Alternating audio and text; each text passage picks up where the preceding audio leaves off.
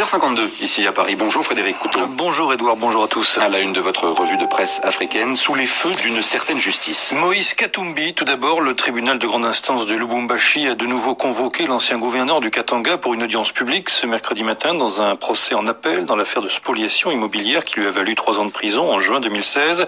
Ce nouveau round judiciaire s'ouvre dans un contexte politique très tendu, relève le site d'information congolais Casse-Info.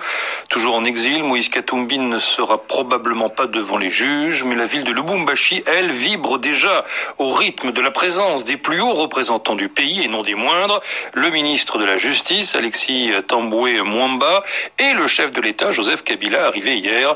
Une double présence qui fait peser un climat lourd, donc, sur un dossier déjà compliqué, pointe le site congolais. Moïse Katumbi considère sa condamnation et les poursuites engrangé à son encontre comme une manœuvre politique visant à l'écarter de la course présidentielle.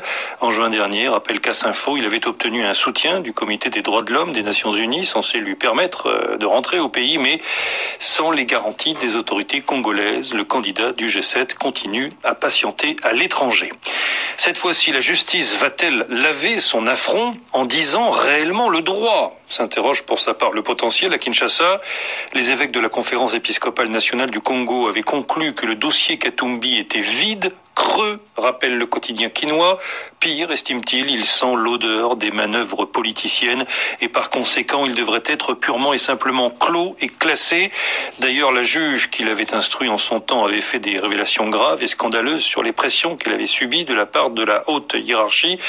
Mais la tricherie à la peau dure, soupire le potentiel. Ceux qui tiennent à s'offrir la tête de Katumbi ne désarment pas. Quelle stratégie vont-ils peaufiner cette fois ?